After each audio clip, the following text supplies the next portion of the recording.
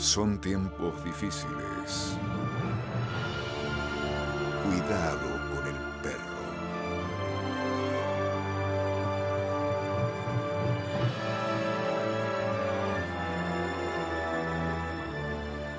¿Qué tal? Buenas noches. La Cucha del Bobby, a orillas de la medianoche, la posibilidad de conocer a hacedores de la cultura de nuestra tierra.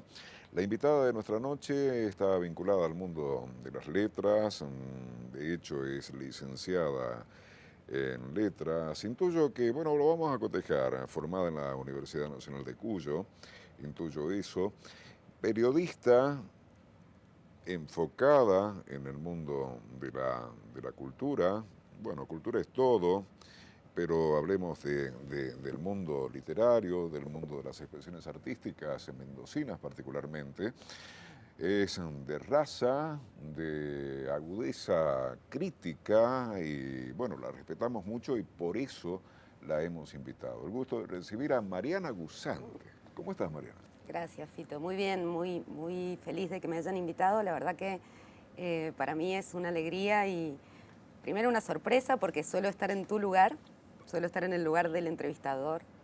Entonces, desde ese lugar, bueno, uno ha conocido diferentes realidades y bueno, ahora en este sillón de entrevistada estoy muy contenta y con la impresión de que, bueno, podemos charlar sobre cosas que por ahí uno no ha podido charlar antes o no hemos tenido la oportunidad de hacer antes y además te admiro como gestor cultural porque sé que no solamente haces este programa, sino que tenés toda una vida de trayectoria y respeto mucho eso, respeto mucho a la gente que ha peleado por la cultura durante todos estos años en un lugar donde la cultura hay que pelearla, ¿no? La cultura hay que militarla, la cultura hay que sostenerla. Entonces, bueno, muy agradecida. ¿Y por qué hay que militarla y pelearla y sostenerla? Bueno, justamente estaba pensando el otro día a raíz de una serie documental nueva que se está empezando a gestar.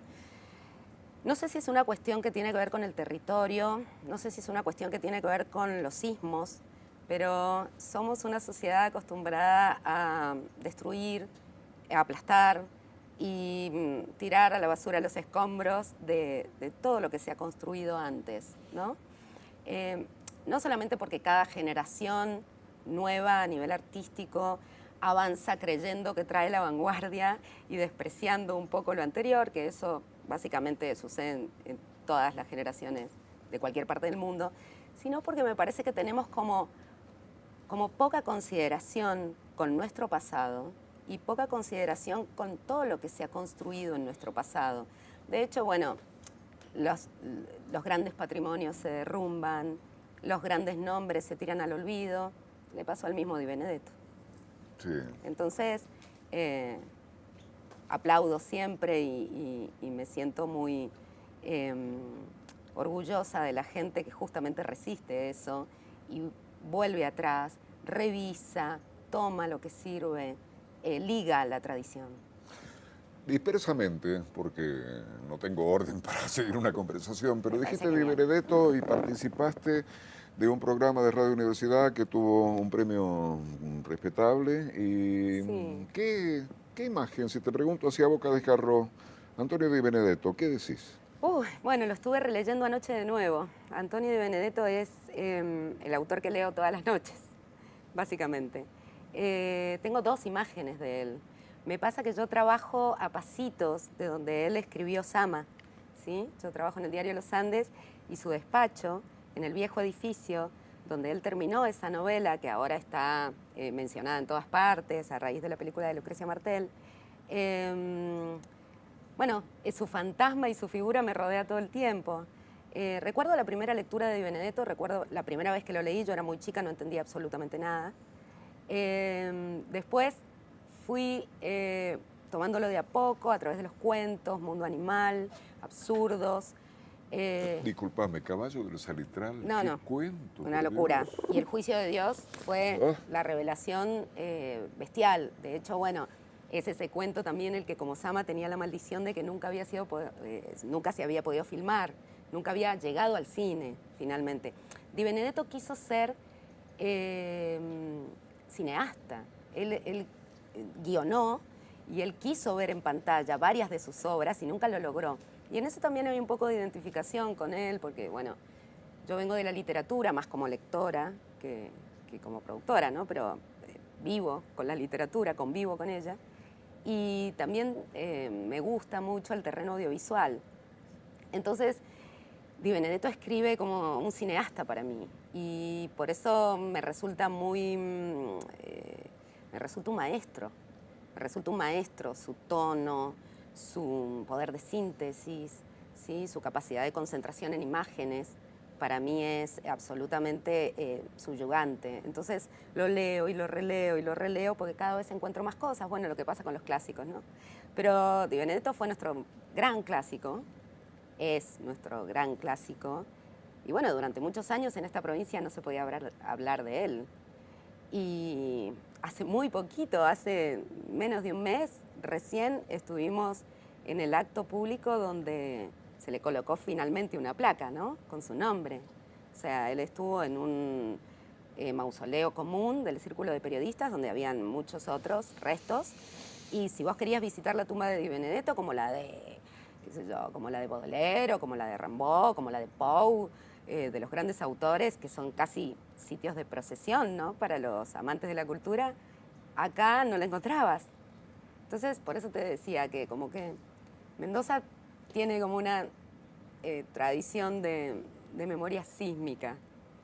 Y bueno, siempre estamos los excavadores tratando de rescatar joyas en los escombros, ¿no? Y en esta línea, ¿cuál es tu enfoque respecto, cultura es todo, como dije al principio, y Sin en duda. esencia es, pero este enfoque de lo artístico, ¿cuál es tu visión con tu condición de periodista interesada con los temas, apasionada con estos temas, con una mirada crítica? ¿Cuál es tu visión de este asunto de la cultura artística mendocina? Bueno, primero hay una cuestión con eso de la crítica que tiene que ver también con esto de que yo vengo de una formación en la Facultad de Letras, en literatura no vengo desde la Facultad de Comunicación Social, pero trabajo dentro del periodismo, ¿sí? A mí me molesta mucho la cultura, la imagen del crítico. A mí, en particular, subjetivamente, me resulta antipática y pedante la figura del crítico, del que se para a decir qué es arte y qué no es arte, el que se para a decir si una obra es buena o si es mediocre o si es mala, ¿sí? Quizá, por otro lado, tengo una mirada más abierta en cuanto al proceso de las cosas. Amo la obra en cuanto a proceso y me fascina todo el esfuerzo y toda la línea de cosas infinitas que coinciden para que algo finalmente pueda terminar en un resultado, ¿sí? Entonces, digamos, yo no me paro dentro de los medios como una mirada crítica del crítico convencional que dice hay que ir a ver esto porque tiene 3 o 5 o 10 estrellas, que es una postura muy válida y una línea, pero no es la mía. O sea, yo hablo de lo que me parece fascinante, de lo que me parece interesante, y si hay algo que no me parece así, prefiero tener la discreción de no hablar de eso y valorar el esfuerzo de que alguien, bueno, se arriesgue a hacer algo a nivel artístico, a nivel expresivo, ¿no?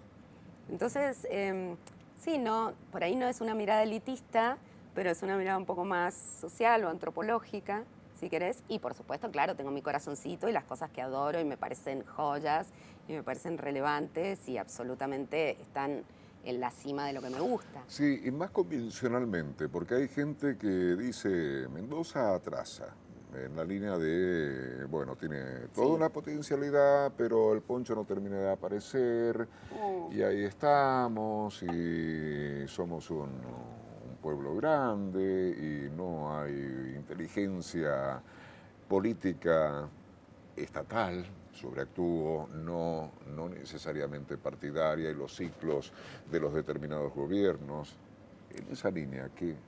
Sí, bueno, eso podría pensarse así, quizá hasta la misma época de Di Benedetto. Yo creo que después ya en esta en esta época donde todos estamos hiperconectados, pensar que estar en un lugar que atrasa es una falacia. O sea, vivimos en una ciudad virtual, en una metrópolis virtual permanente, todos conectados con todos. Yo conozco gente de acá que trabaja en sintonía con gente que está en Europa, con gente que está en Australia, con gente que está en el medio de Estados Unidos y que entre todos combinan sus materiales para generar o un disco o un libro. Digo, las nuevas generaciones como que me parece ya no tienen esa noción de porque perteneces a una provincia o porque perteneces a cierto lugar, estás afuera. Ahora todos estamos adentro de un territorio virtual que lo manejamos con lo mejor que podemos y con las herramientas que podemos. Por ahí demoramos en llegar a esa conciencia, ¿no? Que sí, vivimos en un territorio que tiene un montón de problemas culturales, como lo que te estoy diciendo, ¿no? Hace poquito, bueno, nosotros con un grupo de gente súper autogestiva, en este momento estamos haciendo un documental sobre Marianetti, por ejemplo. La casa de Marianetti fue derrumbada hace también menos de un mes. No por cuestiones que tengan que ver con que a nadie le importa nada, no, por supuesto son decisiones que han venido por situaciones que la familia venía arrastrando durante mucho tiempo y es totalmente comprensible. Pero te quiero decir que lo bueno es que nosotros ahora podemos utilizar una herramienta abierta al mundo, pero ¿para qué? Es la gran pregunta, ¿para qué? O sea, ya no necesitamos estar mirando afuera todo el tiempo como que viene la gran estrella a darnos la verdad, porque nosotros, pobrecitos, no tenemos capacidad de generar cosas geniales. Acá hay cosas absolutamente geniales y que está bueno mostrarlas y que está bueno usar esas herramientas y esa hiperconectividad para realmente aportar a esa gran nave que es la web o las plataformas virtuales con las cosas a las que no pueden acceder porque las tenemos nosotros más cerca, ¿no? Entonces, bueno, eso me genera todo el tiempo ideas para ir tejiendo redes, que eso es lo que me parece que es lo interesante de hacer hoy, tejer redes entre nosotros, nuestro pequeño mundo, nuestro circulito de cosas que vamos conociendo en el territorio que caminamos y todo lo demás que está abierto permanente a ir tomando cosas de todas partes del mundo, ¿no? Sí. Entonces, eso es lo que me parece interesante. En cuanto a lo que atrasa, lo que me parece es que deberíamos cuidar más nuestro patrimonio, sí, no solo edilicio, ¿no? Lo edilicio es porque uno, bueno, tiene esa nostalgia, ¿no? de las cosas, de lo que representan los valores simbólicos que hay en una casa o en un objeto. Pero tenemos que cuidar mucho más también nuestro patrimonio de pequeños personajes geniales que tenemos, porque los hay, y en todas las ramas, ¿no? Pensemos en el Negro Tejeda, que era un inventor impresionante en la época de San Martín y murió inventando un ala delta, ¿no? Pensemos en el mismo Di Benedetto, que se adelantó al Nouveau Roman en Francia, ¿sí? Y como eso, pensemos, bueno, en grandes personajes que ha ido a dar este territorio y que muchas veces nosotros mismos no le prestamos atención. Esa me parece que es la falla, que no sabemos poner en relevancia o que los tomamos con un discurso un poco como demasiado regionalista y no entendemos la envergadura mundial y actual que tienen cada uno de esos personajes o de sus ideas. Sí, has abierto el universo, porque yo te estaba toreando más convencionalmente. Okay. Cada cual con sus obsesiones. A mí me preocupa desde hace 20, 30 años Sí. pararte a las 12 del mediodía un sábado en la peatonal y preguntarle a boca de jarro a 10 mendocinos a ver qué opinión de Draghi Lucero, de Alberto Rodríguez, de Antonio Di Benedetto. Y nunca desarrollé esa imaginación por temor a la respuesta. Porque uno teme que te digan qué, cómo, quién. ¿Lo qué? Lo qué, claro. Y sí, bueno, lo más probable es que en muchos casos esa sea la respuesta, pero el tema es sembrar la semilla, ¿no? ¿Qué sé yo? Yo, por ejemplo, digo, bueno, ¿cómo hago para compartir estas cosas? Porque no se trata de que uno eduque o que uno tenga una capacidad mayor que el otro, simplemente la gente tiene intereses diferentes y así como yo no sé de muelas, sé de libros Y como el otro sabe de un motor de un auto, yo puedo saber de, bueno, de cómo se construye un texto.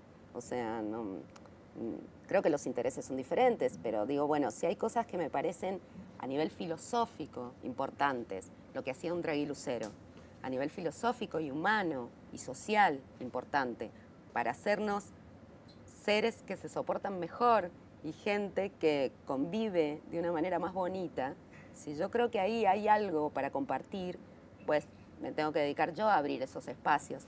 Pasé por toda una época de la queja, Claro. de decir esta provincia, acá no pasa nada, nadie hace nada, que el Estado, que... Bueno, pero me parece que ya solamente se trata de accionar desde uno mismo. Paula Neder tiene una canción preciosa que se llama No me quejo. Y es, el estribillo dice 20 veces, no me quejo, hago. Sí. Entonces, bueno, hago. Sí, Marciali tenía esa filosofía también. También. Jorge Marciali. Bueno. Mariana Busante, esta noche en Cuidado con el Perro, te quedas ahí, ¿no? Sí, dale.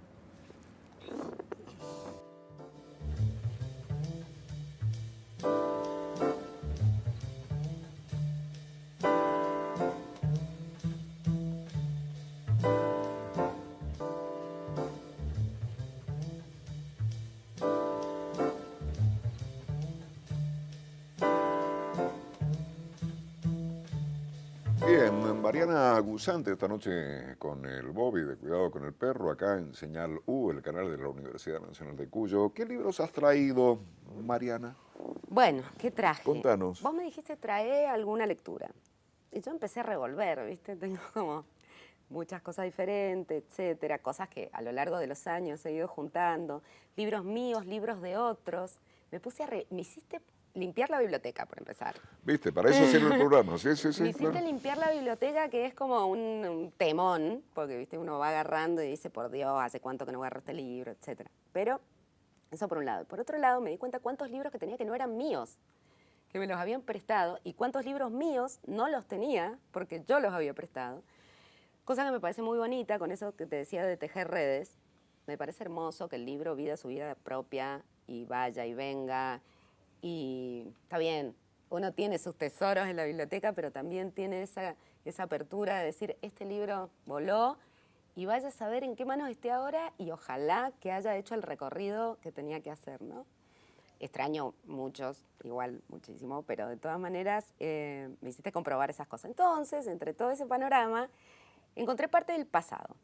Y como te decía al principio, con esto de quejarse y de que si uno se la pasa quejándose está en el horno, en el año 2001, ¿sí? Estallido, despelote, Argentina en llamas, etcétera, con un grupo de amigos, específicamente Gastón Ortiz Bandes, Eugenia Segura, Pablo Grasso, un grupo de gente que compartíamos las aulas y el buffet de la Facultad de Letras. Como no había dónde publicar, como publicar siempre era la nave espacial de las grandes editoriales a las que nunca vas a llegar porque bla, bla, bla. Bueno, cosa que igual Liliana Bodoc demostró que no, pero esa era la sensación en general. Decidimos crear una editorial. Creamos una biblioteca paralela y a la vez creamos una editorial hecha a semejanza de lo que hacía Eloísa Cartonera en Buenos Aires, que no sé si te acordás, Eloísa Cartonera procedía con material de descarte, o sea, agarraban cartón, le compraban cartón a los cartoneros, que fue como todo un boom, que surgiera el movimiento cartonero en Buenos Aires.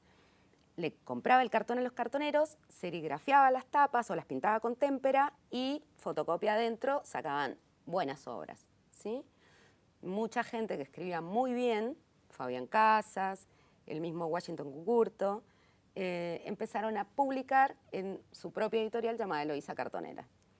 Bueno, por supuesto nosotros vimos eso y dijimos, ¿qué estamos haciendo? Hagamos algo igual, muy bajo costo, bueno, toda la teoría del lo-fi, del punk, ¿no? Hacelo vos mismo con lo que puedas y con lo que tengas a mano. Y se nos ocurrió hacerlo con radiografías, ¿sí? Entonces las portadas las hacíamos con radiografía, serigrafábamos las tapas, este es uno de los ejemplos.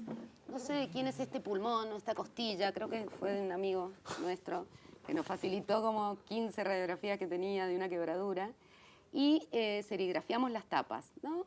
Montamos un pequeño taller de serigrafía y adentro fotocopias, publicamos unos cuantos libros, no sé si llegaron a 10, porque bueno, era todo a mano, pegado y cosido por nosotros, nuestros padres, nuestros amigos, nuestros hijos. Pero este es uno que particularmente le tengo mucho cariño porque es una antología de poesía de chicas argentinas, ¿sí? Fue antes de que se iniciara todo este movimiento del Ni Una Menos, pero con este editorial nosotros sacamos una antología de poesía y narrativa de mujeres, ¿sí? De mujeres de todo el país. Y ahí conocimos a escritoras, muchas escritoras, algunas de Buenos Aires y otras de otras provincias.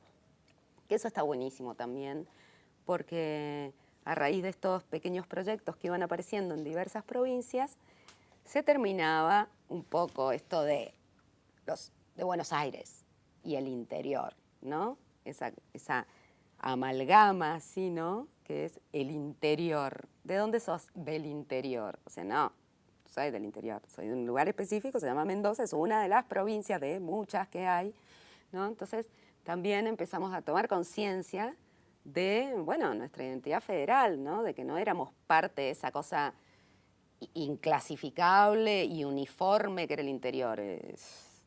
Somos un montón de diversidades en territorios súper diferentes y súper distintos.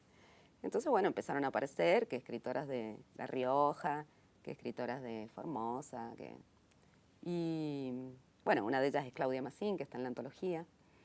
Y bueno, y eso también fue interesante en esto del hacer y de ante la situación política y económica del país, generar algún tipo de semilla. Y después, en la línea de Loírza Cartonera, también te traje eso, surgió Deserticón, que es este que tenés acá, ya así con cartón, Sí. que es una antología de escritores mendocinos, ¿sí? Que, bueno, son muchos escritores mendocinos a los que nos cruzábamos en los cafés, en las plazas, en las casas, en los cumpleaños, en los patios, lo que está pasando. Hay algo señalado ahí. Sí. Esto te lo digo porque yo sé que has señalado y que vas a... ¿Viste esos Está trucos de la todo televisión? re preparado. Lo sé, Fito. Primero que nada quiero decir que esto, que en realidad vos ves un cartoncito y ves fotocopias, es el producto de muchísimo trabajo, porque en realidad fue un trabajo de edición muy grande de esta gente que nombré al principio. Esto es muy parecido a lo que está pasando hoy con los músicos, ¿sí? Es un esfuerzo colaborativo. Y esto sí me interesa decir, por más de que vaya a leer algún texto, etc. Lo mejor que está pasando en este momento, ante todas las crisis, porque digo, nosotros tenemos una crisis provincial, cultural, etc. El país, bueno, lo que ya sabemos, tremendas grietas de todo tipo y tremendos problemas de todo tipo. El más grave para mí, el odio social que circula. Estamos todos trabajando a favor de ese odio cada vez que lo potenciamos y gana el señor bolsillo todo esto, ¿no? Pero el mundo, digamos, el mundo. Ayer estaba viendo un documental sobre guerras actuales. El mundo, y el mundo, y el mundo siempre con su rola de horror. Entonces, ¿qué hacemos? ¿Qué hacemos? La única cosa que a mí me da esperanza y fe son esos pequeños mundos de amor colaborativo para generar cosas bellas. Digo, no con el ánimo de que la belleza salve el mundo, pero sí bellas en el sentido de hechas con mucha pasión, con mucho cuidado, con el mayor profesionalismo posible y con la delicadeza de aportar cada uno lo mejor que puede, ¿sí? Entonces, resultado de esas redes de colaboracionismo fue este libro Deserticón, y es algo que yo hoy veo en la música actual, en la música mendocina actual, ¿sí? Me toca entrevistar a muchos músicos muy jóvenes, la mayoría de ellos, o treintañeros, etc. Y todos tienen este espíritu, ¿no? Que uno le graba el disco al otro en la casa y el tercero se lo produce y el cuarto lleva la coca y la Coca-Cola, ¿no? y el café, y el quinto le hace el diseño de tapa, y se arman un discazo, hecho con esto, con espíritu. Y de golpe les pregunto, y bueno, ¿por qué tenían tanta confianza en este disco? Y porque no teníamos para comer, lo dejamos todo ahí.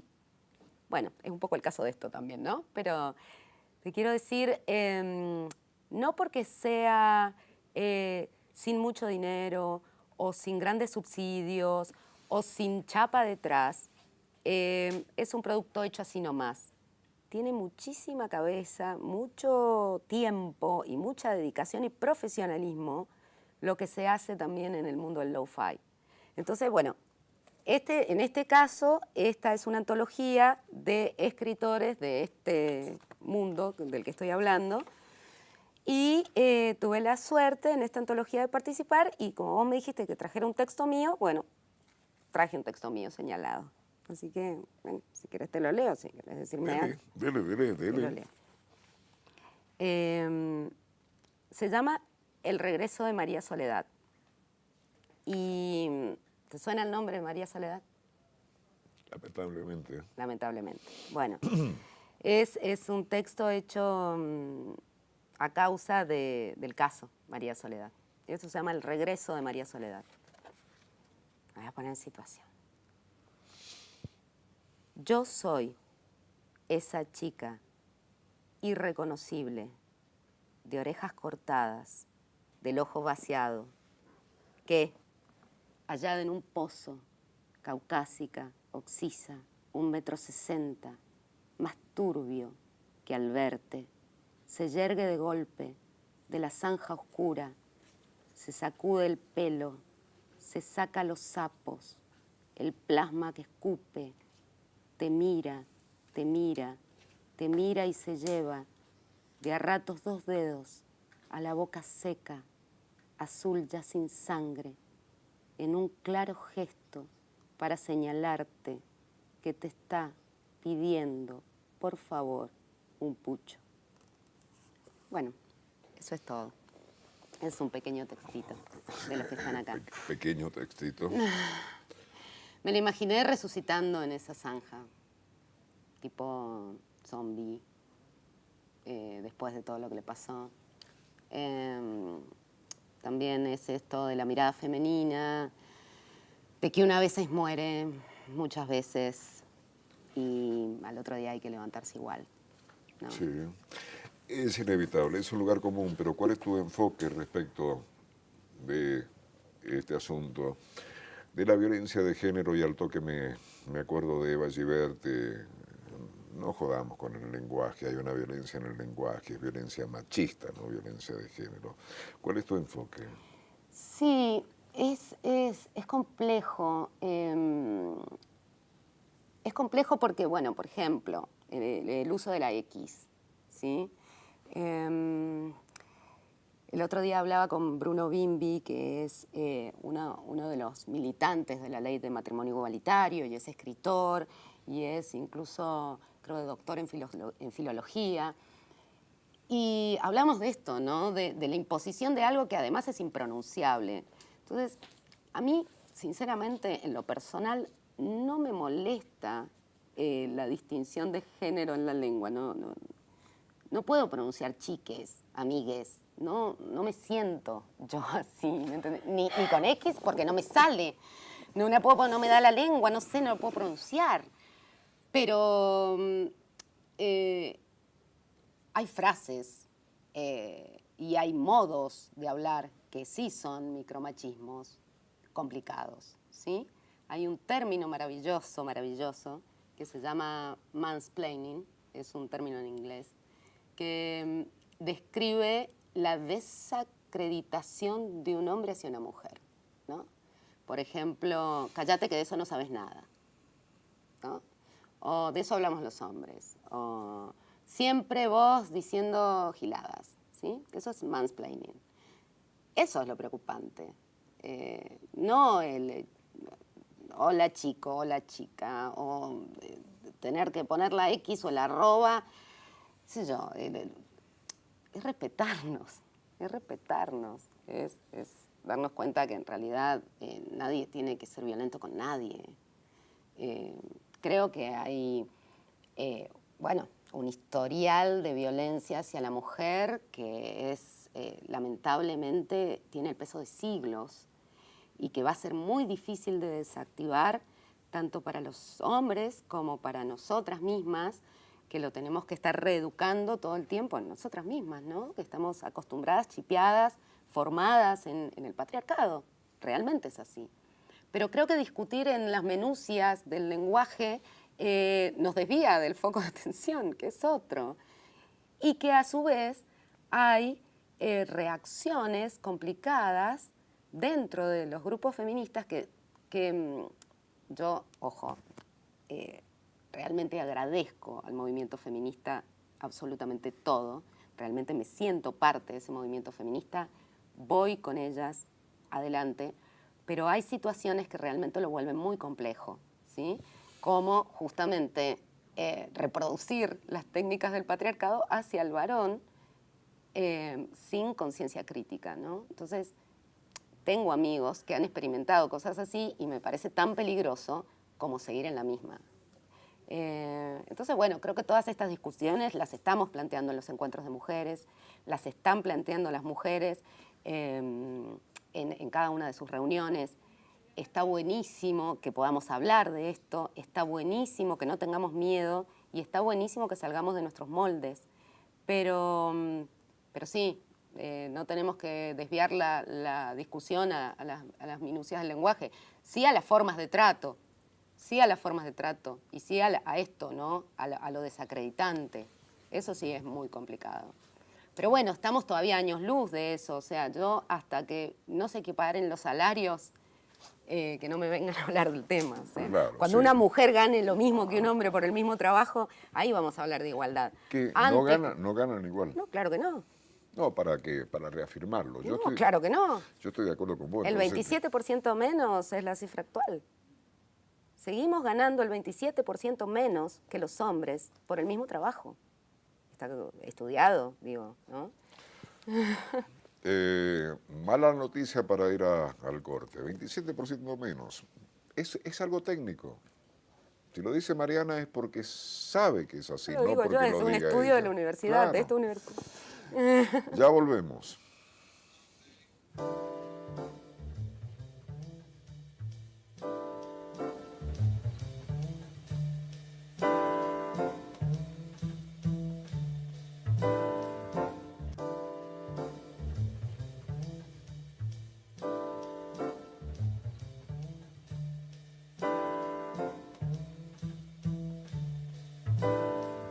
Mariana Gusante, esta noche en el programa Cuidado con el Perro, quería decir, la cucha del Bobby, invertí los términos, los furcios, los errores, alguien científicamente los puede explicar, porque si pones una sílaba acá y la traspolás allá, tiene una explicación el error, pero... Te agarra Lacan. Sí, y me pide un autógrafo, dijo el Sí. humilde. Los pichiciegos, Mariana. Sí, ¿Qué bueno, hay ahí? otra de las cosas que traje en esta revisión de la biblioteca. Pasa que este libro no es mío. Con eso de que te hablaba de los libros que llegaron, seguramente si mi amigo Gastón está viendo este programa va a decir, vos no tenías. Pero es que esta es la primera edición, ¿sí? Este libro lo escribió Rodolfo Fowil, ¿sí? Fowil es un gran autor argentino, ya fallecido él, una bestia feroz de la literatura argentina. Y, Discúlpame, no pierdas la línea, pero sí. ¿por qué una bestia feroz? Una bestia. ¿Qué porque- impronta? No, bueno, Fowil hace un realismo hiperlúcido, incorrecto, ¿sí? Su literatura tiene un nivel de violencia en el sentido de que jamás te va a dejar colocado en el lugar cómodo, ¿no? Es un poco lo que me gusta del arte, ¿sí? Del arte de trinchera, que no te lleva hacia un lugar cómodo, no te lleva hacia el lugar donde esperás llegar. Fowil, en toda su literatura, siempre ha tomado los grandes puntos incómodos de la historia argentina y los ha tratado sin piedad. sin piedad. Entonces, esta novela en particular es sumamente interesante porque él escribe la novela de la Guerra de Malvinas, que es uno de nuestros grandes puntos incómodos, convengamos, en plena Guerra de Malvinas. Es algo que a mí me parece muy apasionante porque implica un grado de análisis y de lucidez muy veloz, ¿sí? Lo difícil que es analizar y decodificar un hecho histórico sobre el hecho mismo, ¿no? Nosotros tenemos, claro, la idea de que, bueno, 10 años después, 20 años después, vamos a tener la suficiente perspectiva histórica para analizar una situación determinada y poder dar un análisis. No, esto es bestial, bestial de descarnado, bestial de realmente justo en el sentido de que muestra cada una de las partes que intervienen en la guerra sin retórica patriótica, contra el discurso oficial y haciendo participar a toda la sociedad argentina en este charco, ¿no? Entonces, me pareció muy, muy magistral eso, muy interesante para los escritores de hoy, decir, bueno, puedo leer la Argentina de hoy sobre el día a día y hacer una novela sobre esto que nos está pasando hoy. Mariana Enríquez tiene su respuesta. Una vez estuvimos hablando con ella en un festival y me dice la única posibilidad es con el género terror. Pero bueno, Fowell lo hizo con el realismo, ¿sí? Y en esta novela, se llama Los pichiciegos. Los pichiciegos son unos animalitos que escarban en la tierra para esconderse. No voy a spoilear la novela, ¿no? Pero, bueno, unos soldados que están en contra de esta guerra, soldados argentinos, que están en contra de esta guerra, están en contra de que los hayan llevado a esta guerra, les parecía absurda la guerra. A Fowell ya le parecía absurda la guerra en el mismo momento en que se declaró, y mucho antes incluso. Construyen una especie de trinchera subterránea para esconderse hasta que termine esa barbaridad que estaba sucediendo en la superficie, y al mismo tiempo crean una comunidad allá adentro para sobrevivir, en el mientras tanto, ¿no? Y por eso se tienen que aliar con algunos ingleses para obtener tabaco y transan con algunos argentinos para ver si consiguen, ¿no?, fuego y así, ¿no? El micronegocio en el que se arma en ese micromundo. Pero eso me pareció lo desafiante de este libro, más allá del argumento, de decir, bueno, ¿habrá algún novelista argentino hoy que sea capaz, como Fowell, de hacer ficción sobre la realidad misma, viviéndola? Yo toco ni siquiera de oído, pero asociación elemental, además de las virtudes literarias, la lucidez, negociemos para interpretar la realidad Tan rápidamente. rápido, ¿no? Bueno, es que por eso te digo, él trabajaba así con un sentido crítico absoluto. Pero para muchos era una persona muy intratable, ¿no? ¿Sí? Tenían, bueno, esos destellos de lucidez a veces están compensados con caracteres complicados, ¿sí? Pero, bueno, este es uno de los libros. Hay una edición de los cuentos completos que es una belleza absoluta también. Pero bueno, de aquí lo que me interesaba era un fragmento en particular, porque él está en este contexto de la guerra, que es básicamente el contexto de la Guerra de Malvinas, pero tiene momentos de reflexión que me parece que son los grandes momentos de reflexión universales que tienen las obras de Fowell, más allá de la anécdota del argumento mismo, ¿no? Y que es algo que tiene que ver también, me parece, con el odio que estamos viviendo hoy. Este odio social que raya en el absurdo, ¿no? Esta máquina de absurdo en la que todos estamos involucrados, porque sinceramente creo que todas estas separaciones y estas broncas y estas lanzadas que nos damos unos contra otros siguen favoreciendo al señor dinero, en realidad, y los únicos que recibimos la destrucción somos nosotros mismos. ¿Y qué es lo que más propicia el odio? El miedo. Entonces elegí este párrafo de Fowell. O tiene que ver, hablar del miedo, por ejemplo. El miedo. el miedo no es igual. El miedo cambia. Hay miedos y miedos. Una cosa es el miedo a algo, a una patrulla que te puede cruzar, a una bala perdida. Y otra distinta es el miedo de siempre, que está ahí, atrás de todo. Vas con ese miedo natural, constante, repechando la cuesta, medio ahogado, sin aire, cargado de bidones y de bolsas, y se aparece una patrulla. Y encima del miedo que traes aparece otro miedo, un miedo fuerte pero chico, como un clavito que te entró en el medio de la lastimadura. Hay dos miedos, el miedo a algo y el miedo al miedo, ese que siempre llevas y que nunca vas a poder sacarte desde el momento en que empezó. Despertarse con miedo y pensar que después vas a tener más miedo es miedo doble. Uno carga su miedo y espera que venga el otro, el del momento, para darse el gusto de sentir un alivio cuando ese miedo chico, a un bombardeo, a una patrulla, pase, porque esos miedos pasan y el otro miedo no, nunca pasa, se queda. ¿Y ahora, Guille?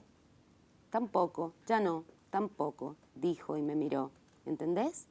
Sí, respondí convencido. No, no me entendés. Seguro a vos alguna vez habrán estado a punto de boletearte, fuiste preso, tuviste dolores en una muela o se te murió tu viejo. Entonces vos, por eso, te pensás que entendés. Pero vos no sabés, vos no entendés. Como un clavito que entró en la Justo lastimadura. en el medio de la lastimadura. Habla de estos dos miedos, ¿no? Del miedo existencial y del miedo a algo en particular, ¿sí? Pero yo creo que un poco viene de ahí el tema del odio, que estoy medio obsesiva con eso quizás en el programa, No, pero es escúchame. algo que me preocupa. Escúchame Y me que si, asusta. si querés Sí. te echo hasta el fuego. No, es algo que me Somos asusta. muchos los, sin hacerlo con densidad política, es Sí, una sí, sí. preocupación de muchos argentinos, sí, sí, Sí, sí. sí, sí, y a nivel global incluso, ¿no? O sea, la mayoría de las sociedades están ultra divididas por miles de batallas y digo, yo no creo que haya que dejar de luchar, yo no creo que haya que dejar de manifestarse, creo que hay que luchar por las causas, obviamente que hay que luchar por las causas, pero no creo que haya que contribuir al odio. Pero lo decís bien, y es una lectura política, y es un dibujo, se desborda uno, no que Sí. te dije que no quería hablar de dar un enfoque político Sí. porque no es la intención, pero es un dibujo político para que pase eso y en realidad nos peleamos los parecidos y don dinero, alguien, seres humanos, El odio funcional, el odio funcional. nuestro odio funcional. Entonces, me parece que bueno, es hora de aprender de nuestros grandes pensadores, de nuestros grandes justamente intelectuales, bueno, que han estado tratando de encontrar la manera de decirnos, hagamos de esto algo más habitable, porque si no... Sí, un camino, pero te pregunto inocentemente, ¿qué Sí. podemos hacer? ¿Qué podemos hacer? Semillas. Es lo que te hablaba al principio. Sembrar semillas, pequeñitas, tejer pequeñas redes, ¿sí? Había una persona muy hermosa en esta provincia que era amiga nuestra, se llamó Laura Araujo, periodista ella. Y ella era una pequeña arañita. Ella tejía redes, ¿sí? Si veía que vos tenías estos intereses y ella conocía a alguien que tenía algunos otros intereses, pero que juntos podían explotar en algo hermoso, nos juntaba. Y generaba eso, redes. Y de esas redes salían cosas.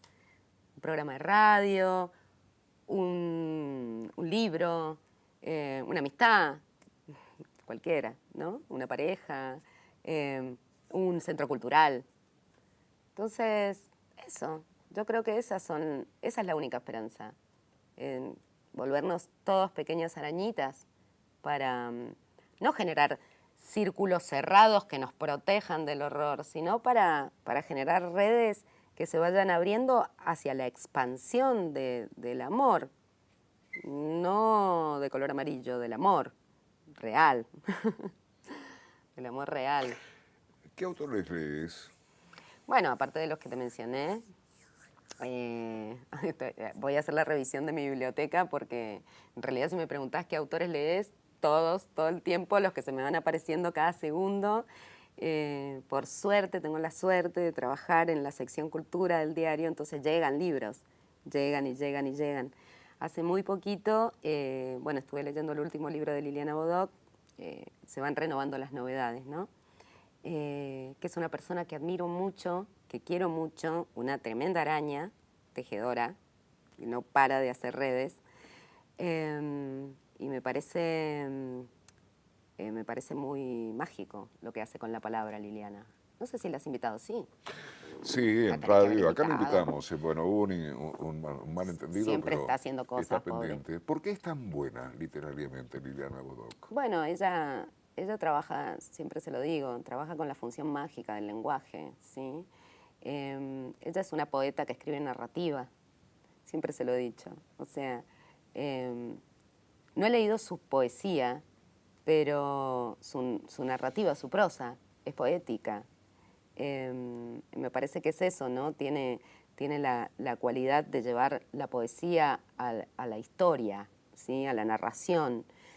¿Y cómo lo logra? Bueno, la música. La música. Vos lees a Liliana y lees música. Es la melodía de la frase, la cadencia, el ritmo. Eso por un lado, pero ¿por qué te hablo de la función mágica? Porque además conjura con la palabra. Además usa la magia, ¿no? La usa como referente, trabaja con lenguaje mágico, de hecho. Pero su palabra conjura, sus libros actúan como actúa un rito o un hechizo. Entonces, por eso es buena. Mariana, terminó el programa. Opa, Me ha dado ¿ya muchísimo pasó? gusto. Es un parámetro. Cuando pasa Perdón. rápido que ha estado bueno. Es el Ay, menos parámetro que mal. tenemos nosotros y confiamos. Intuimos que quien está del otro lado de la cámara le ha pasado lo mismo. Ojalá. Te invito, ni siquiera necesito invitarte, ya intuyo que lo vas a hacer, a tejer redes. Esa es la imagen. Si buscara una frase, síntesis del programa, elegiría esa. Sí, Redes. sembremos semillas en el desierto, semillas de redes. Eso. Bueno, un gustazo. Salud. Gracias. Mariana Guzante esta noche en Cuidado con el Perro. Que estés muy bien. Cuidado al cruzar la calle. Prohibido prohibir, Rubén Blades. Y 4.050 asociaciones. Exacto. Dejamos redes. Perro que ladra. Ojo.